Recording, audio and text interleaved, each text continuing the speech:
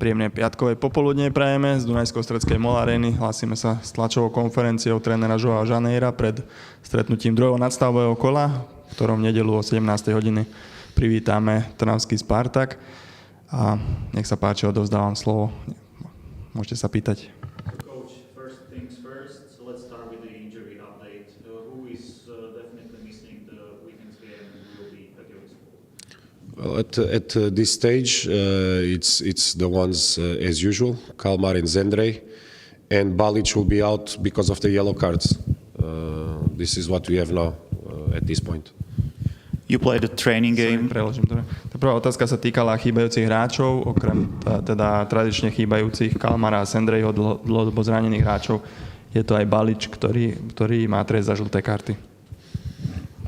You played a training game against Chamur during the week, and I saw that Rego Santo scored twice. What's his situation? No, Rego is a player that came here a little bit out of shape, I have to tell. A little bit, to be fair. I mean, it's a long time, 6-7 months. Great player with great capacity, this is for sure. He did very good where he was previously in Zalaegerszeg. Lots of quality, but we only played one half. We didn't play two halves, we played one half. He provided attacking-wise for sure. He provided, he's a very good player, we count on him, but he's still not in a shape where we can say 100%, not even close from that. But we count on him for the future, that's for sure. Ďalšia otázka sa týkala stredajšieho prípravného zápasu, ktoré mužstvo hralo so Chamurínom a Santo Rego tam strelil 2 góly, že ako vyzerá, v akom je stave. Taká odpoveď bola, Rego prišiel ku nám v takom stave, že nebol ešte úplne pripravený, nebol úplne vo forme, nebol 100% pripravený. Vidno na ňom ten výpadok 6-7 mesiacov, ale je to určite hráč s veľkým potenciálom, ktorý ukázal aj na hosťovaní v Zalaegerszege, kde ukázal svoje kvality. Je to výborný futbalista. K tomu zápasu so Chamurínom treba dodať, že sme hrali iba jeden polčas a v tom polčase vlastne útoku ukázal to, čo od neho očakávame, ale stále nie je úplne 100% pripravený, dokonca ani blízko k tomu, aby bol 100%. Ale určite s ním rátame do budúcnosti. I also want to ask specifically on Blackman and Davies. They were not in the squad for the game against Ružomberok. What's happening with them? Nothing. There's a thing that I don't negotiate, and it's discipline. Ďalšia otázka sa týka dvojice Blackman-Davies, ktorí neboli v nominácii na Ružomberok, čo bolo dôvodom. V podstate nič, ale jedna vec, o ktorej nie som ochotný sa ani baviť, je disciplína. And will they be at your disposal during the weekend or still on hold? No. I mean, when something happens, this is normal. I'm here as an head coach. I have my own rules and principles, and there are 2 things I don't negotiate: attitude and discipline. But after that, the players get what they have to get. In this case, they were out of the game against Ružomberok, and then they are available. They train good during the week, so they are available. They are at our disposal. A pokračujúca otázka ohľadom dvojice Blackman-Davies, či už v tomto zápase budú k dispozícii. Odpoveď bola, pokiaľ sa niečo stane, tak má to aj nejaké dôsledky. Ja som principiálny v 2 veciach a to je prístup a disciplína, kde nepustím. Trest bol, dostali to, čo dostali, ale už sú k dispozícii, trénovali cez týždeň veľmi dobre, takže rátame s nimi. After the game with Ružomberok, you said that you managed to create chances, but converting them was the other case. Was it also the reason why you played against Chamur during the week and you scored 5 goals, if I'm not mistaken? Yes, did you see something you want to see also in the league games? Well, what I see is that this is for everyone. This is a learning process. These players, they need support from everyone. Of course, when you play 45 minutes only against Chamur, I mean, there's no pressure in that sense. So the players felt a little bit more released. As well, I did this game nothing to do with Ružomberok game, but because my philosophy is to have all the players prepared to perform, all of them. I don't separate the group in terms of who play more, who plays less. But I need some players to get or to reach the physical conditions and mental conditions to be on the same side as the others. So the players that played against Chamur was players that didn't play on the weekend, and I wanted as well, for them to upgrade their confidence and levels. So it doesn't really have to do with the chances or not chances created. We know this as a fact. That we tried actually against Ružomberok. We controlled more the game, but we didn't have so many chances as usual. It was very compact block, very deep block. Ružomberok was very hard to penetrate there, but we had, especially in the first half, we had several crosses that in a normal way will be goal. It didn't happen, but no, we didn't make any let's say 45-minute match against Chamur in order to give confidence. It was just because of physical and mental conditions of other players that don't have that much minutes. Bolo v zápase v Ružomberku, teda po zápase v Ružomberku tréner povedal, že sme mali nejaké šance, ale sme ich nedokázali premeniť. Či aj to bol dôvod toho, že mužstvo hralo proti Chamurínu ten prípravný zápas a padlo tam 5 gólov. Či videl niečo tréner z toho, čo chce vidieť aj v ligových zápasoch? Tak odpoveď bola, že pre každého je tento aktuálny procesom učenia, potrebujú hráči podporu od každého. Bol to taký zápas 45-minútový bez nejakého väčšieho tlaku, takže nemalo to nič spoločné s tým ružomberským zápasom. Ale moja filozofia je, že každý v mužstve, každý jeden hráč, bez ohľadu na to, že či bol v základnej zostave alebo nebol, musí byť vždy pripravený na 100%. A niektorí potrebujú mentálne aj fyzicky, aby sa dostali na tú úroveň, kde sú niektorí ďalší. Takže hrali tí, ktorí v Ružomberku nehrali a práve kvôli tomu, aby sme im troška zvýšili či už fyzicky alebo mentálne tú ich úroveň a sebavedomie. Vrátim sa k tej otázke, že v Ružomberku, áno, vieme o tom, že sme mali problémy. Kontrolovali sme ten zápas, ale napriek tomu sme si nedokázali vytvoriť toľko šanci, ako sme predpokladali alebo ako by sme chceli. Aj kvôli tomu, že Ružomberok veľmi dobre bránil v bloku, ale napriek tomu v prvom polčase tam bolo 7 takých centrov, z ktorých normálne by mal padnúť gól. Takže aj ten zápas so Chamurínom bol naozaj o tom, aby sme zvýšili tú úroveň sebavedomia a mentálnej a fyzickej pripravenosti hráčov. Ružomberok is very good defensively, but same applies to Trnava. We were discussing the midfield and also the center backs. So how are you going to break it? Yeah, it's not easy, definitely. I think that Trnava at this point is the best defense in the league.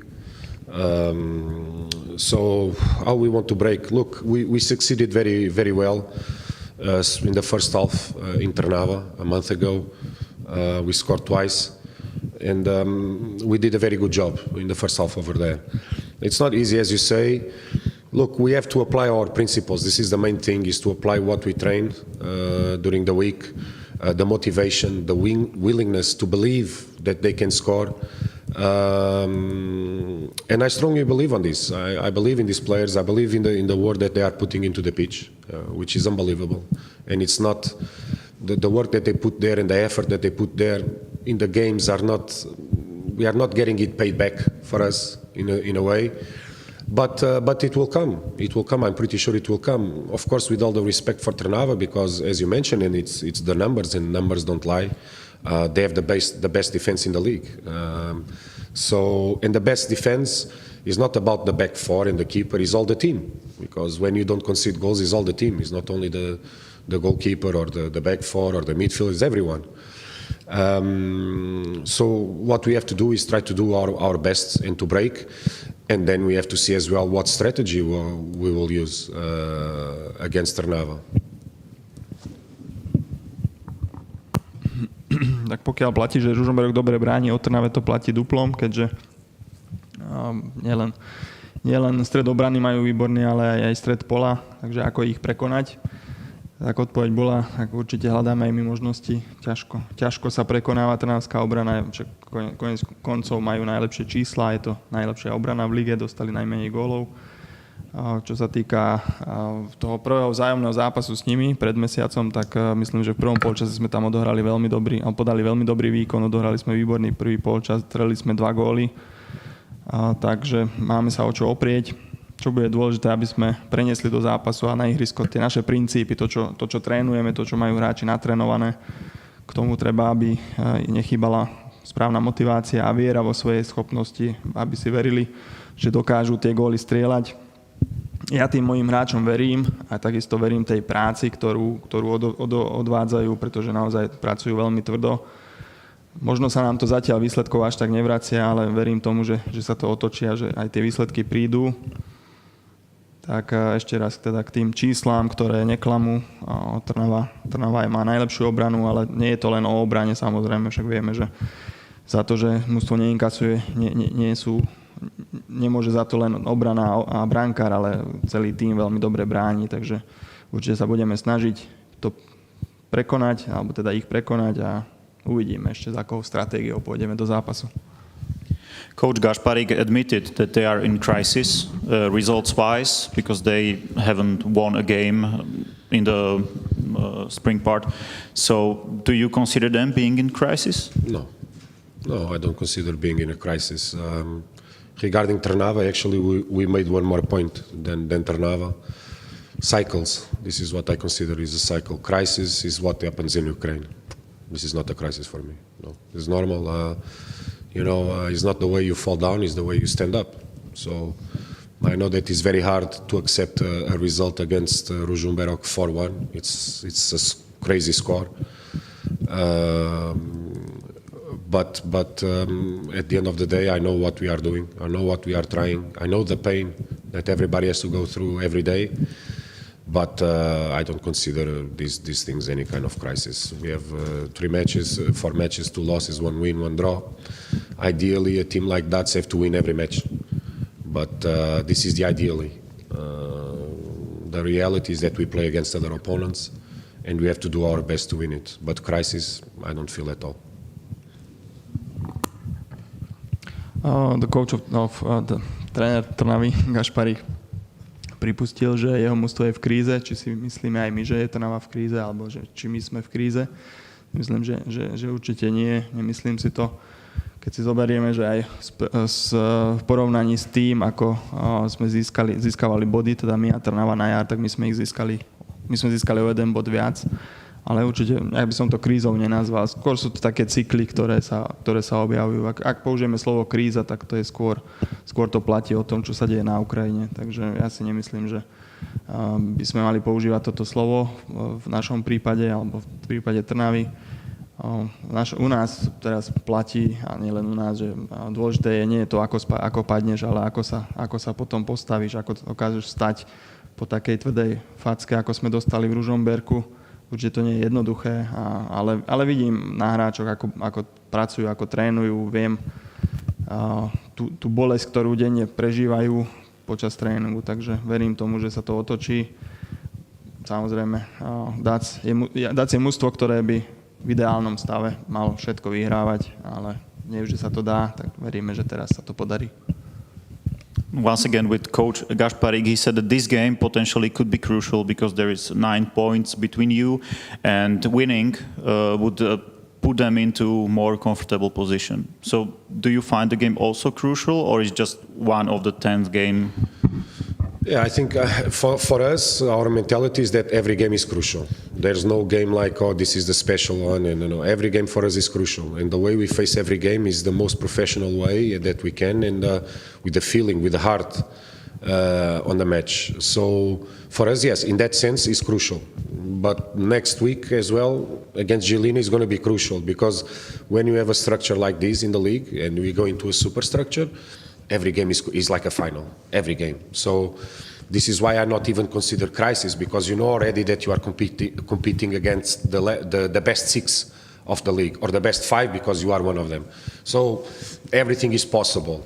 In that sense, I agree, crucial, but for us, every game is a crucial game. Trnava now, Žilina next, and so on, so on, so on. This is how we face it, at least.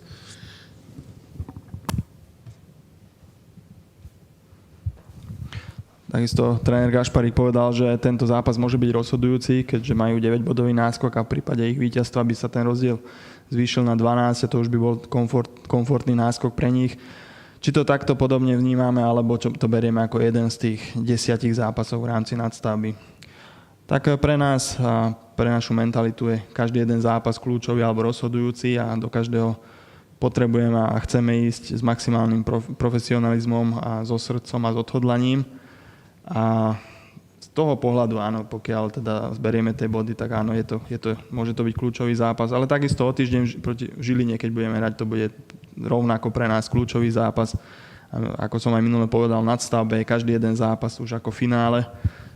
Sú tu top mužstva, top 6.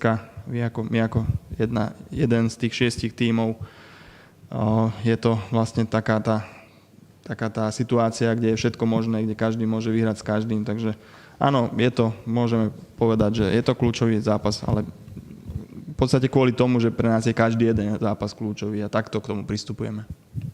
One more question on Nikola Kristovic. He got his first nomination for the A team of Montenegro. But a few weeks ago, you were not very satisfied with his performance against Zlate Moravce. But since then, he's one of the best performers, if you agree with me. What happened with him? What was the problem during the game against Zlate Moravce?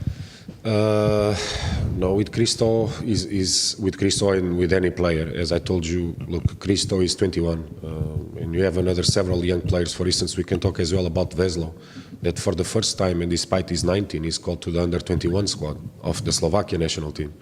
And these are things that make us proud. And for me as a coach, I can only feel proud of it. Kristo, look, he's a player like any other player, but you don't see worldwide. I don't even say Slovakia, I say worldwide.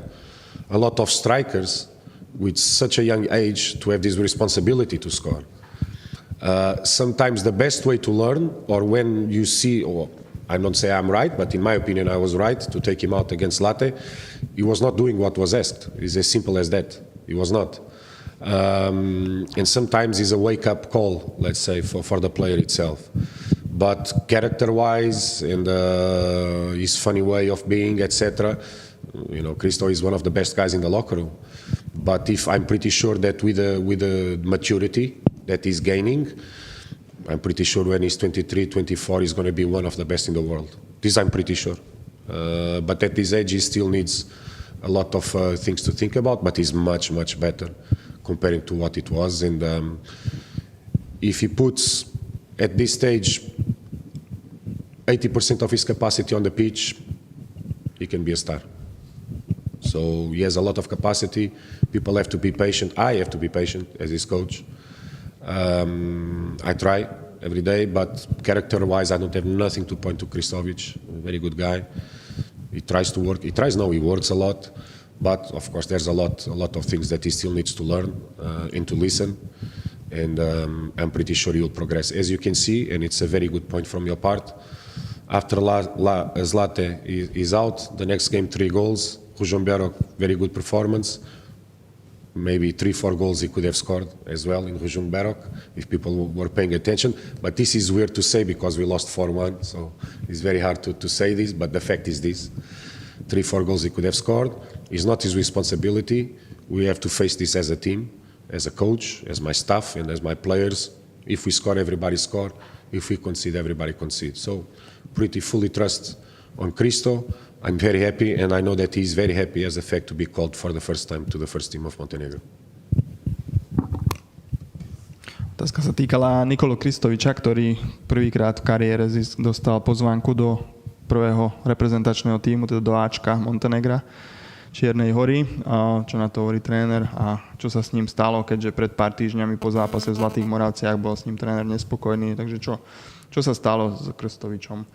Tak nielen Kristovič, ale sú tu aj ďalší mladí hráči. Máme v kádri veľa ešte od neho mladších hráčov. Má 21 a bol povolaný do reprezentácie. Ale máme tu napríklad Veselovského, ktorý je 19-ročný a prvýkrát sa dostane do 21-ky Slovenska. Takže myslím si, že to sú veci, na ktoré môžeme byť hrdí. Nielen ako klub, ale aj ja ako tréner.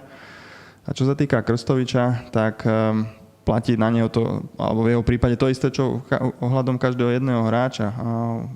Nielen na Slovensku, ale aj globálne. Má 21 rokov, takže je vo veku, keď sa musí ešte veľa učiť.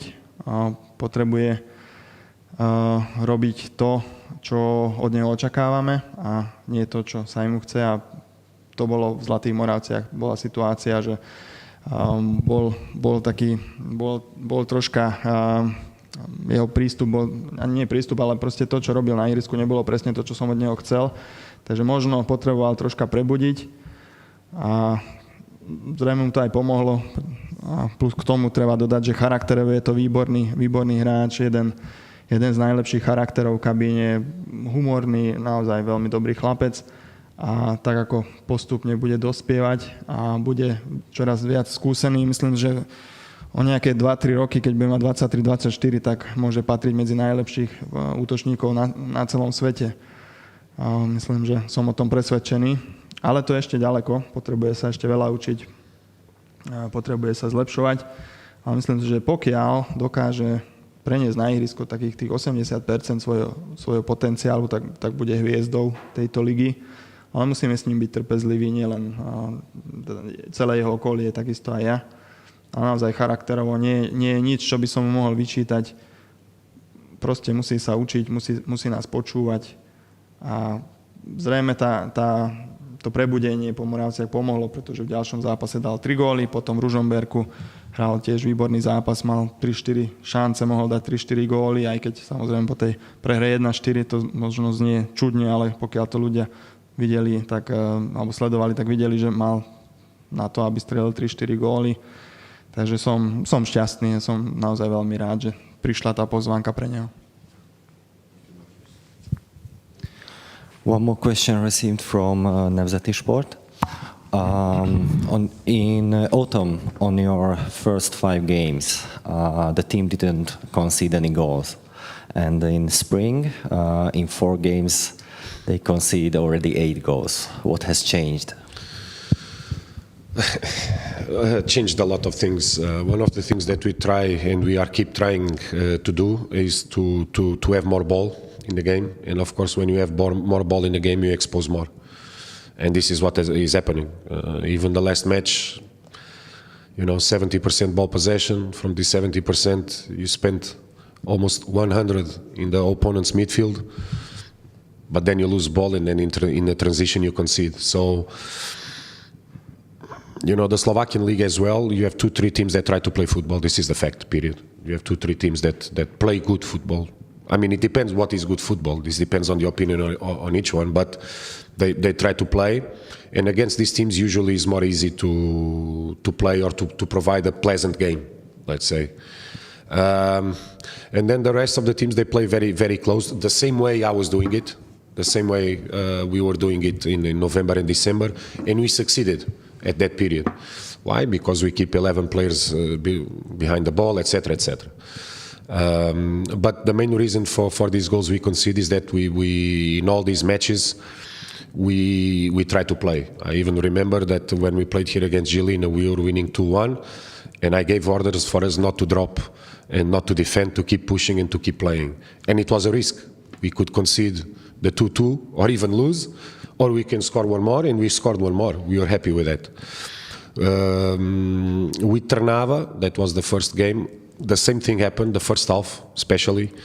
We pushed a lot, we tried to play a lot, we scored twice, and then we understood that we were as well a little bit, I don't know, I don't want to talk about it, but then the second half we defended more deep, and it was hard, despite Trnava then had more ball and more attitude to try to win the match. For them it was more hard because we were again defending deep in the second half.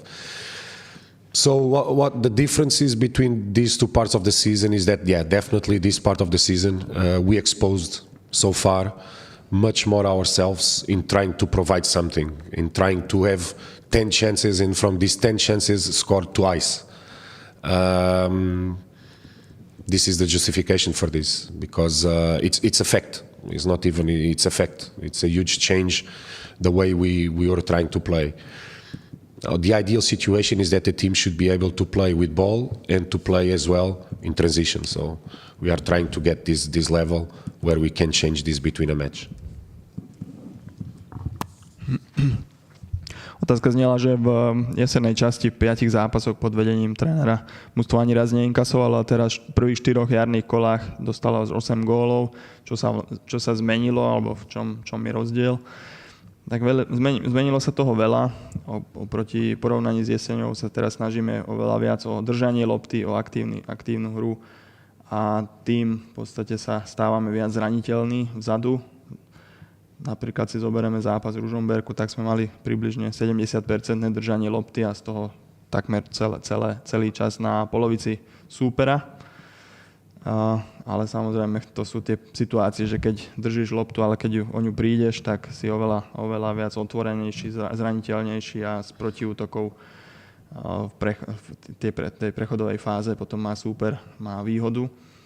Na tejto slovenskej lige sú dve, tri také týmy, ktoré sa snažia hrať futbal, ktoré hrajú podobne a proti ním sa aj hrá ľahšie alebo jednoduchšie.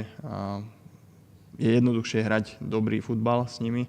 A zvyšok je veľmi defenzívny, snažia sa zatiahnuť a to je niečo podobné, ako čo sme my hrali v novembri, v decembri, keď som sem prišiel, keď sme hrali s 11 hráčmi pod loptou a tak ďalej. A teraz sa snažíme viac hrať. Videli ste aj v zápase so Žilinou, keď sme strelili gól na 2-1, tak som dal pokyn, aby sme išli ďalej, aby sme sa snažili ďalej hrať aktívne. Nie stiahnuť sa. Bol to risk, pretože sme mohli inkasovať, mohli sme aj prehrať, ale risk vyšiel, strelili sme 3. gól, vyhrali sme 3-1. A niečo podobné sme videli aj v Trnave v prvom polčase, kde sme sa snažili o to isté. Aj sa nám podarilo streliť 2 góly a videli sme v polčase, že stali sa tam nejaké veci, o ktorých nechcem hovoriť. Takže v tom druhom polčase sme hrali viac stiahnuto, čím sme Trnave stiažili tú situáciu tou našou hlbokou obranou. Takže celkovo by som povedal, že v tomto je ten veľký rozdiel, že teraz sme viac otvorení a pokiaľ sa nám podarí vytvoriť si aj niekedy aj 10 šancí v zápase, ale dokážeme dať len 2 góly, tak potom je problém. A toto je ale fakt, toto sú čísla, ktoré neklamú a myslím, že toto môžeme považovať za odpoveď na túto otázku. Určite by bolo ideálne, keby sme vedeli hrať jedným aj druhým štýlom. Na tom pracujeme. Ďakujem pekne. Pokiaľ nie sú ďalšie otázky, ďakujem pekne a stretneme sa v nedeľu o 5:00 tu v Mol Arene na derby DAC-Trnava. Dovidenia.